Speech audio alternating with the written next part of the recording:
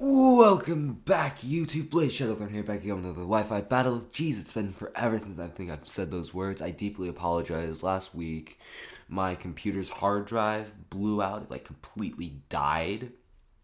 So, it wasn't like a virus or anything, so, I had to get that and get fixed. But, on the good news, I am back. I do have a lot of battles saved up, like this one right in front of me. This is against Queen Bee. I have no idea if she has YouTube or not. She was actually hanging around the YouTube chat room on Showdown. She wanted to battle some Pokemon tubers. So I was like, yeah, sure, I'm game for a battle. I was looking for one at the time, so it worked out.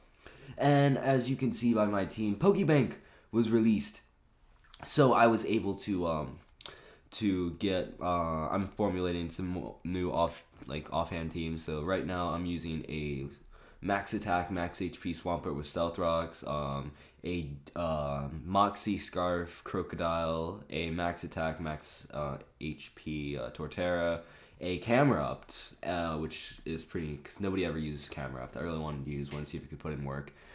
A Technikin, Ambipom, and then a Expert Belt, Jolly, Reckless, Mienshao. So, let's just get in the battle. It was a really, really good battle, it was like 22 turns long or something like that. So she's going to lead off with her Ditto, which I kind of figured she'd lead off with her Ditto, which is why I led off with Swampert. I figured what was going to happen was she's going to be Scarf. She's going to be forced to lock herself into either Waterfall or Earthquake, as Outrage or Stealth Rocks would not be appropriate. So seeing as I outsped and put up my rocks first, which means she's not Scarf, which means it's a speed tie. So now I know she's not Scarf, so I can keep that in the back of my mind as we both go for Stealth Rock's first turn. Right here, I do not want to take a Waterfall, which is what I think she's going to go for. So I switch out and I go to Betuddle my Torterra. But she actually decides to go for an Earthquake, which, that's fine too. I am max HP, plus it's a resisted hit, so it won't be doing too much. And now I can threaten her out with either the Seed Bomb or the Earthquake. So she does get threatened out. She does go into her Ferrothorn. I don't want to ruin it too early. I don't want to overpredict, so I'm gonna go straight for the Seed Bomb.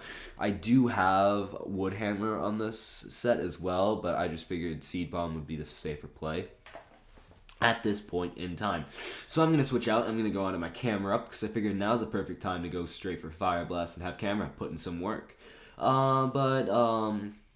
Obviously, I can't stand, so I go into camera. She actually goes for the Power Whip, and that does a lot of damage because I am part ground, so it is neutral hit, which is a bit unfortunate. But she's going to take this time going to Goodra, as I actually...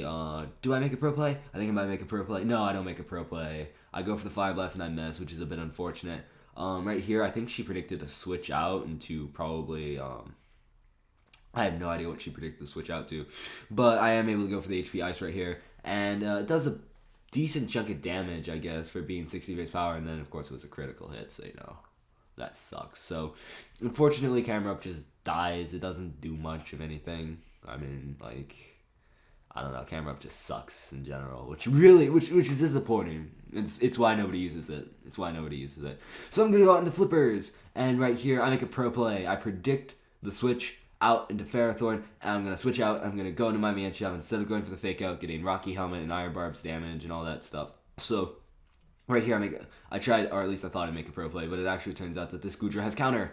So I was like, screw it. I'm going to go for a high jump kick. And I go for the high jump kick, and I'm able to take out that Goodra because it's reckless boosted high jump kick. Stab. You don't mess around with it. So right here, I go out into Gyarados. And right here, I do make a bit of a misplay. I know she's going to Dragon Dance, so I'm not going to fear anything.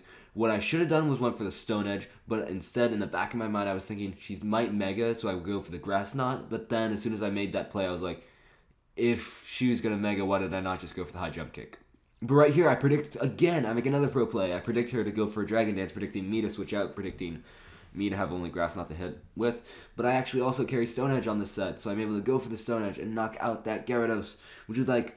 Pro plays. Yeah. Gotta love making pro plays. So she's going to go back out to a Ferrothorn now. Because this Mienshao is just running rampant. This Mienshao is definitely a threat.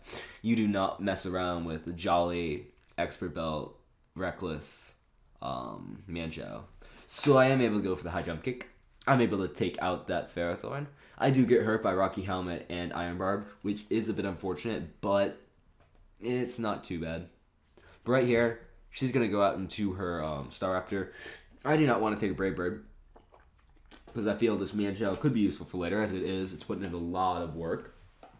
So I'm going to switch out. I'm going to go out into Swampert because I figured Swampert might be able to handle this Staraptor very well because, it's max HP and all. And Swampert has a lot of good natural bulk to it. So, I do not take that Brave Bird nearly as well as I would like to. Then again, it is reckless and adamant. So, I guess I took it kind of well. So, right here, it's just going to 2-hit KO me with the Brave Bird. That is okay. I really didn't need Swampert for anything. It was really there to get up rocks and then maybe try and hit something hard with, like, Waterfall or Earthquake and then just die. So, really, it's not too big a deal. But the Staraptor does get hurt a lot by recoil and all that stuff, so it's at a range where I know a fake out will kill because it's Technican boosted, it's stab and all that fun stuff.